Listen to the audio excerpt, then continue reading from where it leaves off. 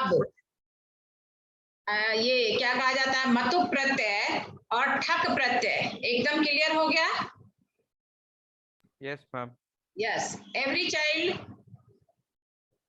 Child जो कल class किए, एवरी चाइल्ड से यस मैम क्लियर। यस। जैसे अनुज थोड़ा सा स्लोली समझता है लेकिन परफेक्टली समझता है। अनुज तुम समझ गए? अभी अनुज पढ़ा रही थी, अभी भी ज्वाइन किया। अनुज आर यू लिसनिंग में? यस मैम, मेरी आवाज आ रही है? आती है, ठीक है। एवरी मतु प्रत्यय और ठक प्रत्यय सबको क्लियर है? हाँ यस मैम। यस, ठीक है। अब दो प्रत्यय है त्व और तल। तो देखो कल मैंने तुम लोग को बताया कि प्रत्यय का मूल रूप जैसे सुबंत पद और तिङंत पद, पद जो है वो तीन तरह का है। सुबंत पद दो तरह का है, ठीक है, सुबंत पद और तिङंत पद। लेकिन अब दूसरा क्वेश्चन कि पद कितने प्रकार का है। Now listen to me properly every child. तो पद तीन तरह का है। परस्मय पद, पद के कितने भेद? तीन भेद। परस्मय पद, आत्मनेपद और उभय पद, ठीक है। तो ये पद जो मैं कह रही हूं, परस्मय पद, आत्मनेपद और उभय पद, ये धातु के लिए है, क्रिया के लिए, ठीक है। क्योंकि संस्कृत में जो डेफिनेशन है कि व्हाट इज पद, तो उसका डेफिनेशन मैं संस्कृत में बोल रही हूँ। सुप्तिंगतम पदम, सुप प्रत्यय और तिंग प्रत्यय से युक्त वाक्य को पद कहते हैं। तो जैसे सुप प्रत्यय से जिसका अंत हुआ, सुप प्लस अंत इक्वल टू सुबंत। ये सुप प्लस अंत इक्वल टू सुबंत क्यों हुआ, कोई बच्चा बता सकता है? सुप प्लस अंत, सुप में प में हलंत है। चलो मैं ही बोल रही हूँ, तुरंत बोलना चाहिए क्योंकि इतना बार रोज रिवीजन हो रहा है, ठीक है। मैम जशत्व संधि से। एक्सेलेंट एक्सेलेंट, जसत्व संधि, ठीक है। क्योंकि प के सामने अ है, मैंने क्या बताया था कि फर्स्ट लेटर के सामने वर्ग तीसरा लेटर हो जाता है। हाँ तीसरा हो जाता है। और किस परिस्थिति में? जब उसके सामने 27 लेटर हो। अभी 27 लेटर कौन है? 13 स्वर वर्ण, हर वर्ग का तीसरा चौथा वर्ण, तो 5 वर्ग है, तो 5 2 जा 10, तो 13 10 23 और 4 अंतस्थ वर्ण ईयर अलावा वो सामने में रहेगा। तो फर्स्ट लेटर की जगह अपने ही वर्ग का तीसरा हो जाएगा, ठीक है।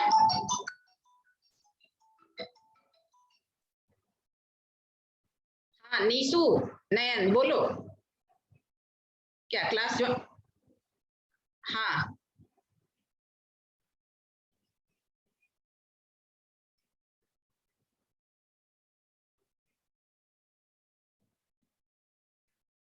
हाँ हाँ, तो मीटिंग आईडी ज्वाइन करो ना, तो भेजे ही है व्हाट्सएप पर, ज्वाइन करो जल्दी। नीसू बोल रही हो ना? टेन जी, हाँ ज्वाइन करो जल्दी, ठीक है। अब ये हाँ क्या बोल रहे थे, क्या मैं बोल रही? जसत्व संधि, यस। तो क्या याद रखना है कि फर्स्ट लेटर की जगह, ठीक है, अब फर्स्ट लेटर एकदम कंठस्थ होना चाहिए, क च त ट प। जैसे ही बोले फर्स्ट लेटर मीन्स क च त ट प, ठीक है। वर्ग का फर्स्ट लेटर, वर्ग नहीं भी बोले तो अंडरस्टूड है। तो क के जगह ग, च के जगह ज, त के जगह द, ट के जगह ड और प के जगह ब। तो आप बोल रहे हैं सुप है तो इसलिए प्लस अंत इक्वल टू सुबंत, प फ ब, समझ गए? तो ये अब ये सुबंत पद क्या है? तो जितना शब्द रूप है, जिसका भी शब्द रूप चलता है, ठीक है, वो सुबंत पद हुआ, समझ गए? और तिङंत पद क्या हुआ? ती तह अंति और ते एते अंते, जो धातु के साथ लगता है उसे तिङंत पद कहते हैं, समझ गए? तो ये सुबंत पद और तिङंत पद। अब सुनो मेरी बात को ध्यान से, ठीक है। तो सुप्तिंगतम पदम क्या कहना है? हाँ नीसू ज्वाइन कर ली तुम?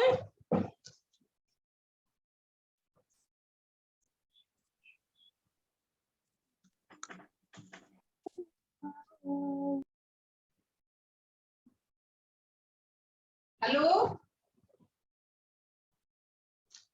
नीशु, हाँ जल्दी से ज्वाइन कीजिए। ठीक है, तो क्या कहना है? सुप तिंग पदम, सुप प्रत्यय और तिंग प्रत्यय से युक्त वाक्य को पद कहते हैं। अब समझ गए?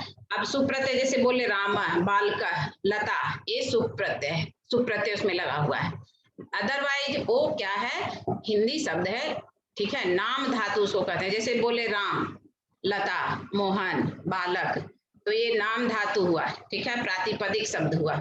लेकिन जब बालका बोले, रामा बोले, तो ये सुबंत पद लगकर सुबंत प्रत्यय लगा, सुबंत पद मैम होगा। कौन से चैप्टर? चैप्टर नहीं पढ़ा रहे हैं अभी, अभी प्रत्यय पढ़ा रहे हैं, ठीक है। Okay ma'am. हाँ, तो ये हो गया सुबंत पद, मतलब जितना भी शब्द रूप चला वो सुबंत पद कहलाया, और जो धातु रूप चलता है वो तिंगन पद। तो पद दो तरह का, सुबंत और तिंगन, ठीक है। अब है कि ये क्या कहा जाता है कि पद के कितने भेद? तो परस्मय पद, आत्मनेपद, उभय पद धातु में। तो परस्मय पद तीतांती, आत्मनेपद ते अंते और उभय पद, यानी कि जो परस्मय पद में भी जिसका धातु रूप चलता है और आत्मनेपद में भी। जैसे क्री जो मैंने बताया था, है ना, ये तो रिवीजन क्लास चल रहा है। करोति कुरुते कुर्वन्ति भी होगा और कुरुते कुर्वाते कुर्वन्ति भी। ये समझ गए? अब आगे बढ़ते हैं, है ना, क्योंकि प्रत्यय का देना है बेस क्लियरली। अब प्रत्यय ये तो हुआ मतलब प्रातिपदिक शब्द को संस्कृत शब्द बनाने के लिए प्रत्यय। अब प्रत्यय जो है उसके कितने भेद हैं? तो कल मैंने बताया कि दो भेद हैं, सुबंत और तिंगंत। ये सुबंत पद क्या उसको कहते हैं? सॉरी, सुबंत पद और तिंगंत पद, तो ये पद हुआ, ठीक है, जो संस्कृत पद बना। अब प्रत्यय के दो भेद, तद्धित प्रत्यय और कृदंत प्रत्यय। तद्धित और कृदंत कल बताया था। इसके अलावा स्त्री प्रत्यय, क्या बोल रही हूं फिर से सुन लो, कि प्रत्यय के दो भेद, तद्धित प्रत्यय और कृदंत प्रत्यय। इसके अलावा तीसरा भेद जो है वो तीसरा भेद नहीं कहलाएगा, ठीक है। इसके अलावा स्त्री प्रत्यय है जो तद्धित के साथ भी लगेगा और कृदंत के साथ भी लगेगा। समझ गए? क्योंकि जब क्वेश्चन, जैसे कि कुछ लोग आपको ये पढ़ाएंगे, है ना, हर लोग के पढ़ाने का तरीका अलग अलग होता है, कि इसी में बांट दिए कि प्रत्यय के तीन भेद, तद्धित प्रत्यय, कृदंत प्रत्यय और स्त्री प्रत्यय, ठीक है। लेकिन नहीं, तद्धित प्रत्यय और कृदंत प्रत्यय ही प्रत्यय के दो भेद हैं, ठीक है। बच्चों को आसानी से समझाने के लिए ऐसे बता दिया जाता है, कुछ लोग बता देते हैं, ठीक है। यहाँ तो है आसानी से समझना है, वो भी गलत नहीं है। लेकिन अगर आपसे जैसे पूछा जाए, है ना, कि जैसे ये हमारा कंप्यूटर है, ये लैपटॉप है, इसमें देखो ऊपर में एक पार्ट, नीचे दो पार्ट, तो दो ही पार्ट है। इसमें अगर हम एक और इसको तीसरा पार्ट बनाए तो अलग से, तो उसी तरह से तद्धित प्रत्यय और कृदंत प्रत्यय दो प्रत्यय है। तीसरा प्रत्यय इसके अलावा स्त्री प्रत्यय है, जो पुल्लिंग से स्त्रीलिंग शब्द पद बनाने के लिए प्रयोग होता है, ठीक है, जो आपको पढ़ना है। अब 8 स्त्री प्रत्यय है, जिसमें से कि आपको क्लास 10 तक दो ही पढ़ना है, टाप और अंगी। क्लास 10 तक क्या पढ़ना है? दो, मात्र दो, टाप और अंगी। समझ गए? तो तद्धित और कृदंत क्या हो, कल मैंने बताया था। अब ये टाप और अंगीप जो है वह तद्धित के भी पुल्लिंग शब्द को स्त्रीलिंग बनाने के लिए तद्धित में भी लगेगा और कृदंत में भी लगेगा। तो तद्धित प्रत्यय भी बहुत सारा है, जिसमें आपको क्लास 10 के सिलेबस में अभी क्या पढ़ना है, क्या क्या? मतुप, ठक, त्वा और तल। क्या क्या? मतुप, त्वा, ठक, मतुप, ठक, त्वा और तल, ठीक है। और फिर उधर कृदंत प्रत्यय 7 है, जो मैंने कल बताया था, उसमें भी ये स्त्री प्रत्यय लगेगा, टाप और अंगीप, जिससे कि स्त्रीलिंग बनेगा। तो आपको दो स्त्री प्रत्यय पढ़ना है। तो क्लियर कॉन्सेप्ट हो गया प्रत्यय का कि प्रत्यय क्या है। अब तो मतुप प्रत्यय, ये तद्धित प्रत्यय किसके साथ लगेगा? तो संज्ञा सर्वनाम विशेषण के साथ। और कृदंत प्रत्यय किसके साथ लगेगा? तो धातु के साथ। ठीक है, जैसे अक्त्वा, ल्यप, तुमुन, सत्री, सानच, अक्तः, क्वतु, ये कृदंत प्रत्यय है। ठीक है, उसके बाद तब्यत, अनियर, यत। अब टाप और अंगीप ये कृदंत के साथ भी लगेगा और इधर तद्धित के साथ भी लगेगा। मतुप के साथ भी टाप, ये मतुप के साथ कौन लगेगा? टाप लगेगा कि अंगीप लगेगा? कल मैंने बताया है। मैम क्या? मतुप प्रत्यय के साथ टाप लगेगा कि अंगीप लगेगा? जैसे बल जोड़ मतुप इक्वल टू बलवत, मूल शब्द, पुल्लिंग में बलवान और स्त्रीलिंग में बलवती। यस, तो अंगीप न लगा, टाप तो नहीं लगा। समझ गए? तो आपको क्वेश्चन अगर आए कि बलवती का प्रकृति प्रत्यय बताइए तो क्या लिखोगे? बलवत जोड़ अंगीप। ठीक है, इसमें अंगीप स्त्री प्रत्यय, पुल्लिंग से स्त्रीलिंग बनाने के लिए। समझ गए? पुल्लिंग से यस स्त्रीलिंग। मैम। तो यहाँ पर ये ध्यान देना है कि पुल्लिंग से स्त्रीलिंग बनाने के लिए तो जो मूल पद है, जैसे बल जोड़ मतुप इक्वल टू बलवत, तो उसमें उस मूल शब्द में हम अंगीप लगाएंगे। ठीक है, या टाप लगाएंगे। तो इसलिए बलवत जोड़ अंगीप बलवती, बुद्धिमत जोड़ अंगीप बुद्धिमती, गुणवत जोड़ अंगीप गुणवती। यहाँ टाप नहीं लगेगा। क्या याद रखना है कि मतु प्रत्यय में अंगीप प्रत्यय लगेगा स्त्रीलिंग बनाने के लिए। समझ गए? समझ गए? Yes ma'am. और ये भी याद रखिए कि ठक प्रत्यय में भी स्त्रीलिंग बनाने के लिए अंगीप ही लगेगा, जैसे सामाजिक, सामाजिकी। ठीक है,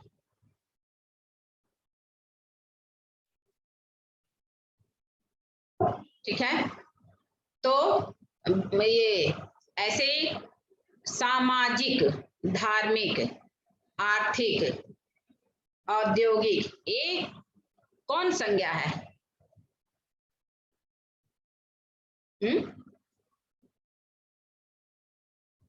बोलो। Abstract noun. भाववाचक संज्ञा है। तो ये तो अपने आप में भाववाचक संज्ञा है। ठीक है, अब आगे चलते हैं तो क्लियर हो गया। ठक प्रत्यय में ठक के बदले एक, और ठक प्रत्यय एक ऐसा प्रत्यय है जो शब्द के फर्स्ट लेटर में भी स्वर वर्ण में परिवर्तन होता है। यदि अ है तो आ हो जाता है, छोटी ई या बड़ी ई है तो ए हो जाता है, छोटा ऊ या बड़ा ऊ है तो अ हो जाता है, और री है तो आर हो जाता है। फॉर एग्जाम्पल, समाज जोड़ ठक सामाजिक, धर्म जोड़ ठक धार्मिक, अर्थ जोड़ ठक आर्थिक। ठीक है, और पक्ष जोड़ ठक पाक्षिक, वर्ष जोड़ ठक वार्षिक, रसायन जोड़ ठक रासायनिक, है ना, अर्थ जोड़ ठक आर्थिक। अब इतिहास, इसमें आए इतिहास जोड़ ठक ऐतिहासिक, दिन जोड़ ठक दैनिक, जीव जोड़ ठक दैविक। अब ऊ में आते हैं उद्योग जोड़ ठक औद्योगिक, भूगोल जोड़ ठक भौगोलिक, भूत जोड़ ठक भौतिक। ठीक है, और संस्कृत जोड़ ठक सांस्कृतिक, और कृतिका जोड़ ठक कार्तिक। अब आगे बढ़ते हैं त्वा प्रत्यय और तल प्रत्यय। तो त्वा प्रत्यय और तल प्रत्यय का प्रयोग दोनों सेम अर्थ में है, दोनों भाववाचक संज्ञा को बताता है। लेकिन यहाँ क्या ध्यान देना है कि त्वा प्रत्यय जो है वह जब संज्ञा शब्द के साथ लगता है ना, संज्ञा सर्वनाम विशेषण के साथ, तो वो क्या हो जाता है? नपुंसक लिंग बन जाता है। त्वा प्रत्यय से युक्त पद नपुंसक लिंग होता है, ये याद रखना। और तल प्रत्यय से युक्त पद स्त्रीलिंग होता है।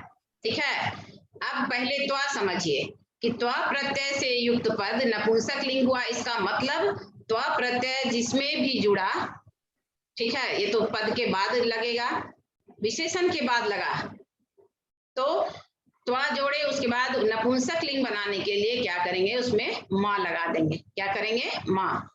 फॉर एग्जाम्पल, लघु जोड़ त्वा इक्वल टू लघुत्वम। ये तो रिवीजन क्लास चल रहा है, सब तो हो गया है ना। महत जोड़ त्वा इक्वल टू महत्वम। अब ये ध्यान देना कि महत में त में हलंत होता है, महत विशेषण है ना। महत क्या है? विशेषण है। लघु भी विशेषण है। तो महत में जब त में हलंत है इसका मतलब हाफ त हुआ, और फिर उधर त्वा में भी हाफ त है, हाफ त और वा। तो महत जोड़ त्वम, तो इधर आधा त और उधर आधा त दोनों संयुक्ताक्षर होकर के डबल आधा त हो गया। उसमें पूरा त हम नहीं लिखेंगे, ठीक है, नहीं तो रॉन्ग हो जाएगा। और अधिकतर ये क्वेश्चन जरूर आता है महत्वम से, और बच्चे इसमें गलती करते हैं क्योंकि एमसीक्यू में आता है तो उतना ध्यान नहीं देता है, और इस क्वेश्चन में निश्चित रूप से बच्चों की गलती होती है, ठीक है। इसलिए मैं फिर से बोल रही हूँ कि महत में ता में हलंत है, उधर त्वा प्रत्यय भी आधा ता ही है, तो आधा ता और फिर आधा ता दो कैसे लिखाएगा? त प्लस त इक्वल टू त, लिख के मैं बता दे रही हूं। देखो, महत प्लस त्व इक्वल टू, एक तो ऐसे होगा महत्वम, और या महत्वम। इसको अधिकतर बच्चा गड़बड़ करता है, ठीक है। अगर ऐसे रहा महत्वम तो ये रॉन्ग होगा,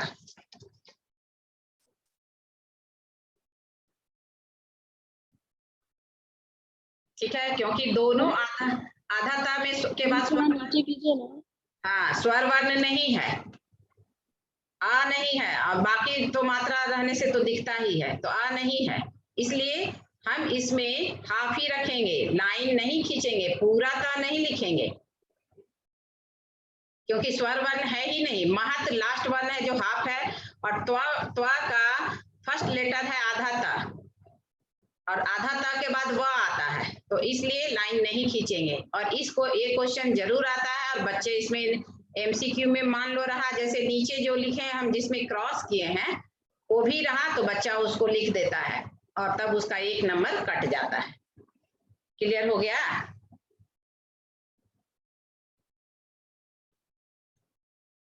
क्लियर हो गया? Yes ma'am.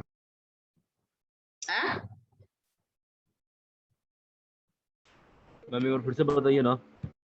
देखो, पहले देखो, महत में ता में हलंत है, यस मैम है। उसके बाद प्लस डाले हैं,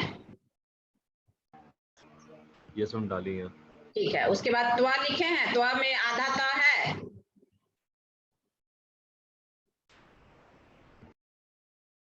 यस मैम। आधा ता है।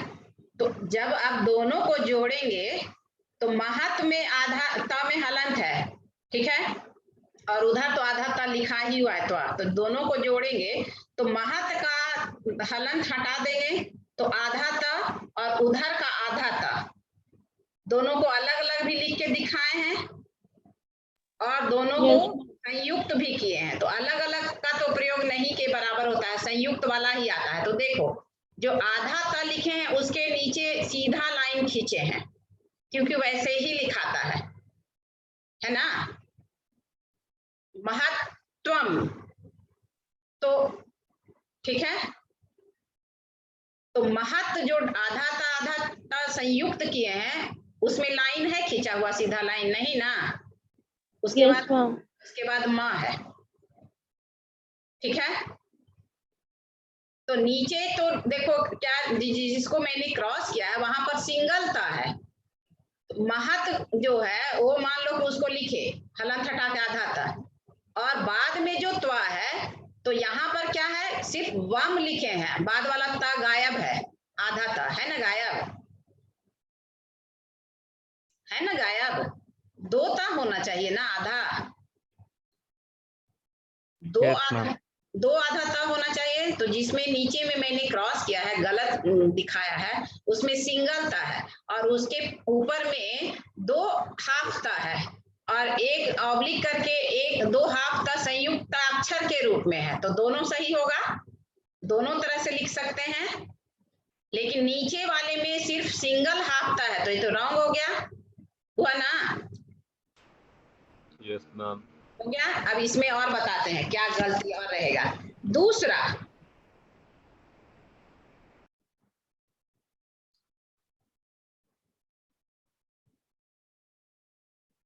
देखो ऐसे रहेगा, तो ये रॉन्ग है। मैम पूरा थोड़ा और ऊपर। पूराता तो है ही नहीं, तो हम पूराता अब लिखे हैं और आधा था मैम संयुक्त। थोड़ा और ऊपर।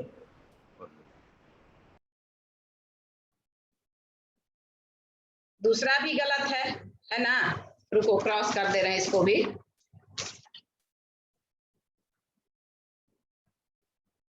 है ना गलत? यस मैम पूरा था है। पूराता है एकदम। इस ये क्वेश्चन निश्चित रूप से आएगा और इसी में बच्चा कंफ्यूज होता है। ठीक है, एक नंबर इसी में चला जाता है, तो फिर 100 में 100 नहीं आ पाता है। ठीक है, ठीक है।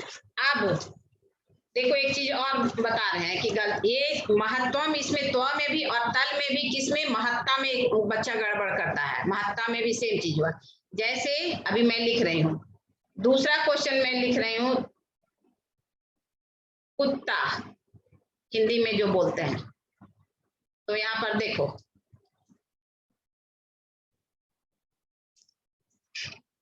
कुत्ता पहला वाला जो लिखे हैं ऐसे लिखाता है ना? मैम नहीं दिख रहा है। अब मैम नहीं दिख रहा है, अब थोड़ा ऊपर कीजिए मैम। अच्छा, अब यस मैम। तो कुत्ता कैसे लिखते हैं? पहला वाला है जो वो ना लिखते हैं। Yes ma'am. हाँ, तो पहला वाला कुत्ता में देखो, पहले क में उ, फिर आधा था, उसको भी दिखाए हैं, मैम थोड़ा ऊपर कीजिए। फिर पूरा था।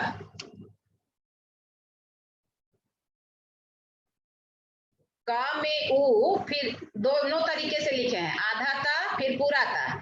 और पहला वाला जो कुत्ता लिखे हैं उसमें संयुक्ताक्षर कर दिए हैं। हाँ, किता के ऊपर लाइन खींचे हैं, वो लाइन नहीं है, वो आधा ता है। ठीक है, क्या है? आधा ता है, समझ गए? लेकिन ऐसे ही लिखाता है ना, ऐसे ही।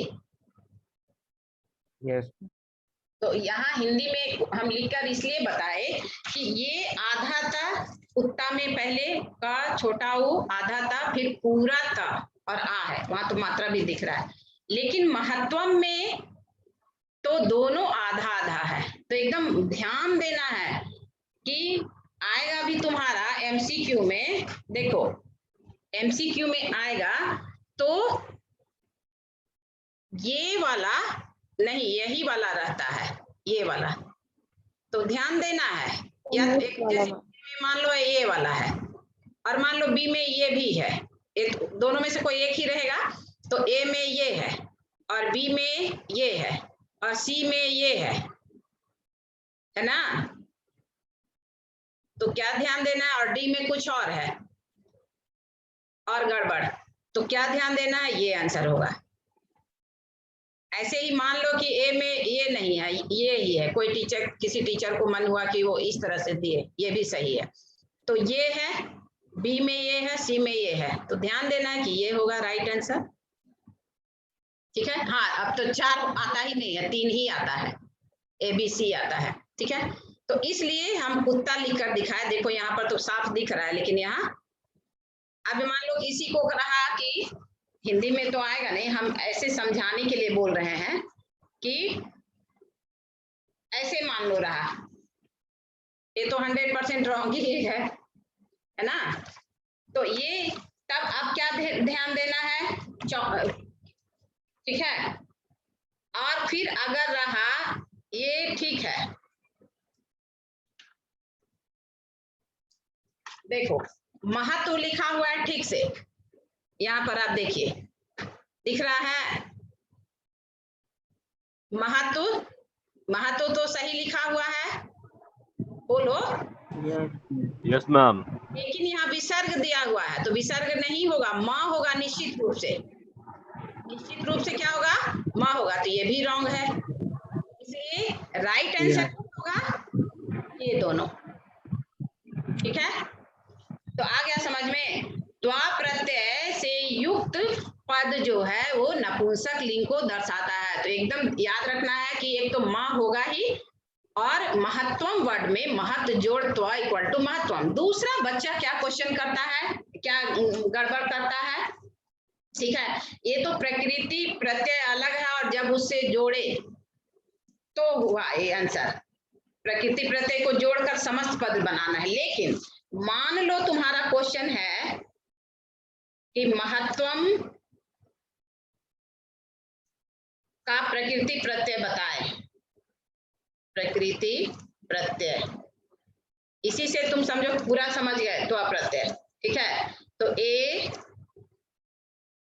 महत्व प्लस त्वा, बी महत्व प्लस त्वम, सी महत्व प्लस त्वा, और डी तो आता ही नहीं है।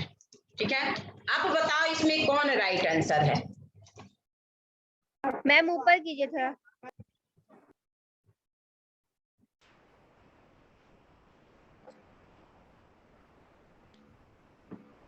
मैम इसमें दूसरा वाला।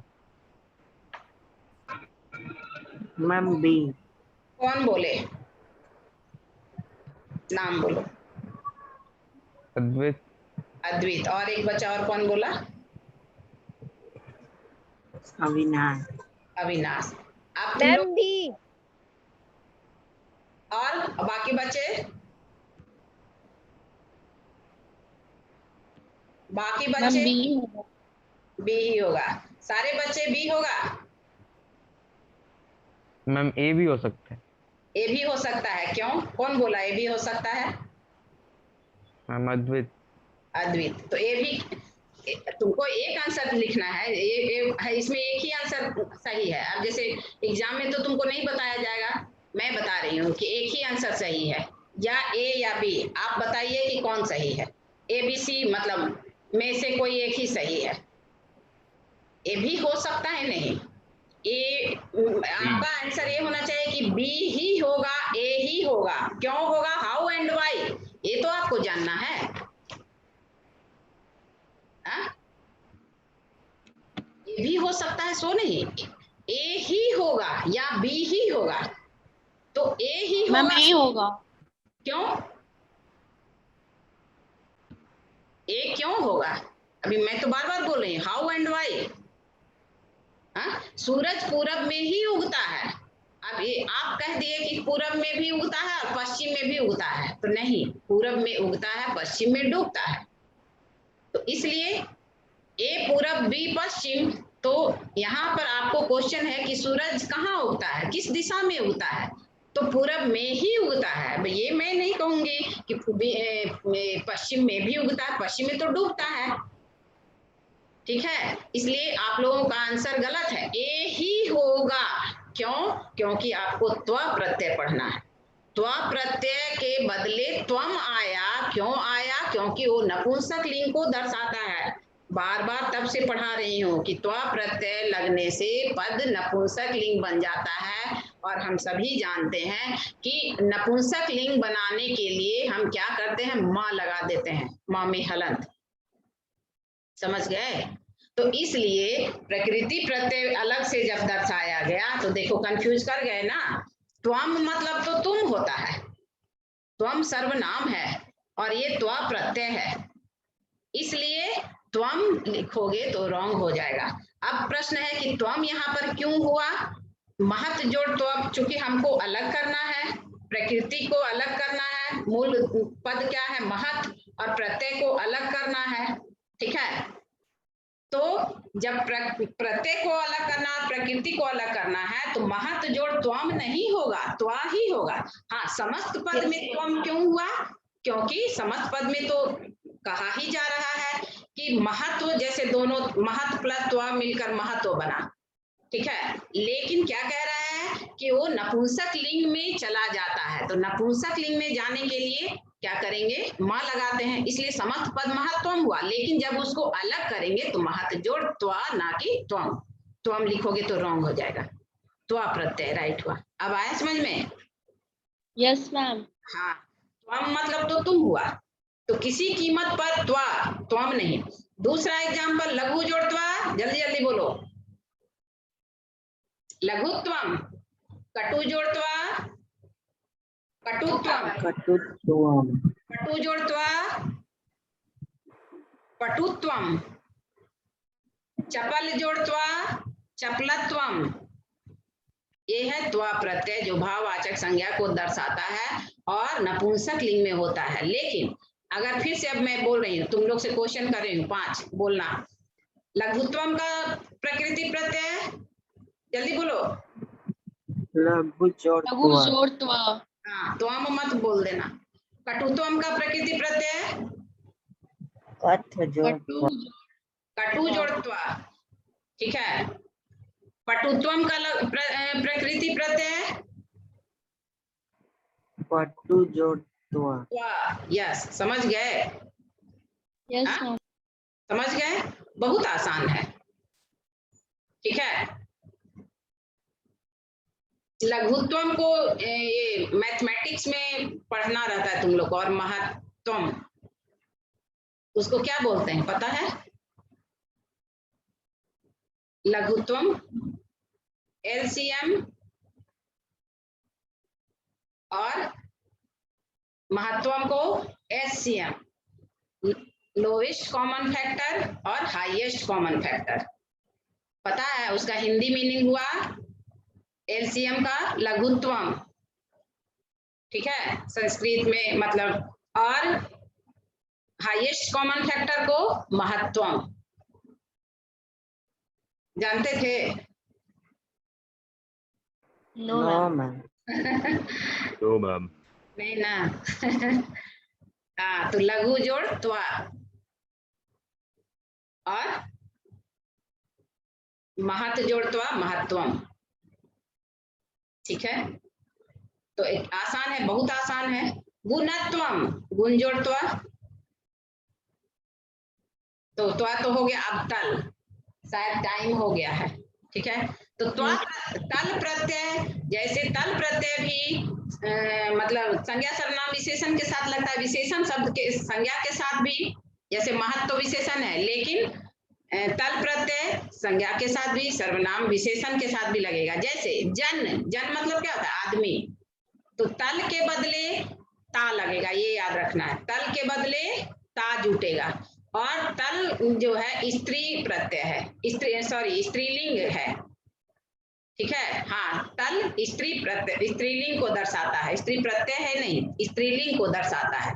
तल प्रत्यय स्त्रीलिंग को दर्शाता है। तल के बदले शब्द से या पद से ता जुड़ता है। फॉर एग्जाम्पल, त्वा प्रत्यय नपुंसक लिंग को दर्शाता है, एकदम याद रखना, और तल प्रत्यय स्त्रीलिंग को। जन जोड़ तल इक्वल टू जनता, महत जोड़ तल इक्वल टू महत्ता, है ना। जनता शब्द अपने आप में स्त्रीलिंग है, महत्ता शब्द अपने आप में स्त्रीलिंग है। अब महत्ता में भी वहां ध्यान रखना है, महत्ता का प्रकृति प्रत्यय महत जोड़ तल, तल के बदले ता, तो महत में आधा ता और उधर ता लेकिन पूरा ता है, तो वहां महत्ता लिखाएगा, पूरा ता, वो तो ता आ है ही।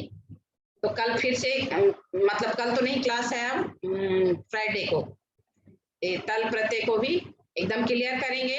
तो क्या याद रखना है कि प्रत्यय के 2 भेद, तद्धित और कृदंत, इसके अलावा स्त्री प्रत्यय है, ठीक है, 8, जिसमें टाप और अंगित 2 आपको पढ़ना है, जो पुल्लिंग से स्त्रीलिंग बनाने के लिए प्रयोग किया जाता है, ठीक है। तो क्लियर हो गया। अब परसों तल प्रत्यय ऐसे पूरा लिख के और समझाएंगे, है ना। और जैसे मैं बोल रही हूँ तुम लोग बोलना, परोपकार जोड़ तल, परोपकारिता, चाटुकार जोड़ तल, चाटुकारिता। चाटुकारिता को इंग्लिश में क्या बोलते हैं? बटरिंग बोलते हैं ना। हाँ? बोलो।